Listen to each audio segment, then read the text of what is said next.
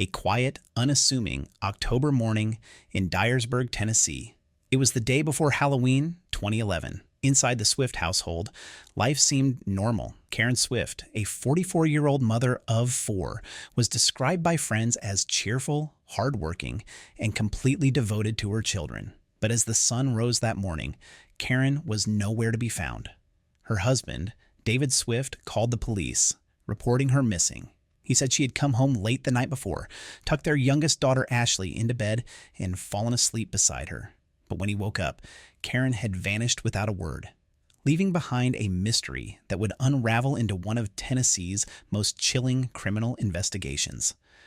Hours after David's call, investigators located Karen's abandoned 2004 Nissan Murano on Millsfield Highway, less than a mile from her home. The car had a flat tire, caused by a rusty screw, but nothing else seemed out of place. There were no signs of a struggle, no blood, and no personal belongings inside.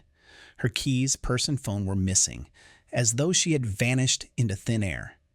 Initially, police believed Karen might have walked away from her car to seek help, perhaps falling victim to an opportunistic crime. But as the investigation deepened, it became clear that Karen's disappearance was no accident.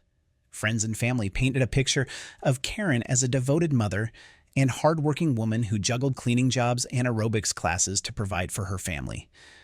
But behind closed doors, her life was anything but serene. Her marriage to David Swift was strained, riddled with jealousy, infidelity, and control. David had cheated in the past, fathering a child outside their marriage, and though the couple reconciled, the scars never healed.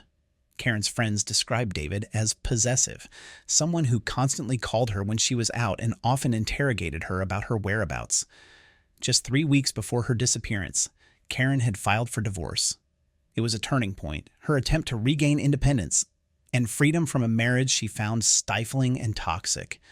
But her decision only seemed to escalate the tension between her and David.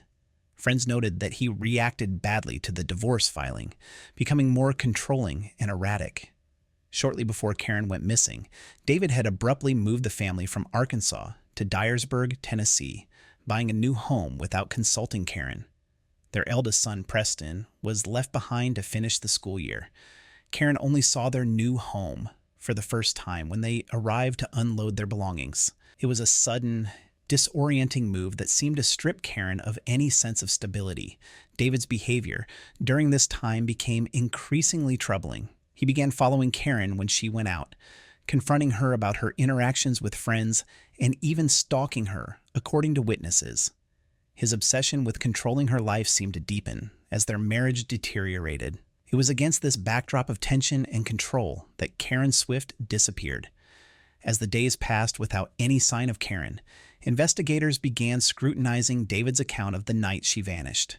He claimed that after Karen came home from the Halloween party with Ashley, the two went to bed. He said he checked on Ashley briefly before going back to sleep and woke up the next morning to find Karen gone. But the story raised questions. Why would Karen leave the house in the middle of the night without taking her phone or keys? And why hadn't anyone seen or heard from her since? The discovery of Karen's abandoned vehicle only deepened the mystery. There was no evidence of foul play inside, no blood, and no indication of a struggle. Yet the flat tire caused by a rusty screw seemed too coincidental to ignore. Investigators wondered if it had been staged, a deliberate attempt to make it appear as though Karen had broken down and wandered off. Weeks later, on December 10th, 2011, the investigation took a horrifying turn. Two men visiting a cemetery less than 3 miles from the Swift family home stumbled upon human remains hidden among the overgrowth. Forensic analysis confirmed the worst. It was Karen Swift. The autopsy revealed that Karen had died from blunt force trauma to the head. She had been murdered. But the discovery of her body raised more questions than answers. Investigators determined that Karen had not been killed in the cemetery. Instead, it appeared her body had been moved there after her death, suggesting a calculated effort to conceal the crime. The focus of the investigation quickly turned to David Swift. Friends and family described a pattern of controlling behavior that seemed to escalate in the weeks leading up to Karen's death. Witnesses spoke of David's obsessive jealousy, his tendency to follow Karen during outings, and his attempts to isolate her from her friends. But David claimed to have no knowledge of what happened to his wife. In the weeks following her disappearance, he even offered to help law enforcement in their search, appearing at the police station on crutches and claiming he had re-injured his knee. Yet neighbors later testified that they had seen him lifting heavy hay bales without difficulty, casting doubt on his story. Prosecutors would later present a chilling theory of the crime. They argued that David had killed Karen in their home, staging the scene to make it look like an abduction. According to their narrative, David moved Ashley to another room, attacked Karen in the garage, and transported her body to the cemetery. They pointed to Karen's second secret cell phone as evidence of her attempts to distance herself from David. When questioned, David claimed he didn't know about the phone, but investigators discovered it had been programmed into his work phone. Prosecutors also highlighted forensic evidence showing that Karen's phone had connected to the family's Wi-Fi hours after her disappearance, suggesting that someone in the house had used it. The only adult present at the time was David. David's defense team, however, painted a very different picture. They argued that Karen had been struggling with personal issues, including alcohol abuse, and that David's actions were motivated by concern, not control. They questioned the lack of physical evidence, pointing out that no blood was found in the garage, the car, or the cemetery. The murder weapon was never identified, and the medical examiner's findings were called into question. Years passed without resolution, leaving Karen's family and the Dyersburg community in limbo. Then, in August 2022, David Swift was arrested and charged with first-degree premeditated murder.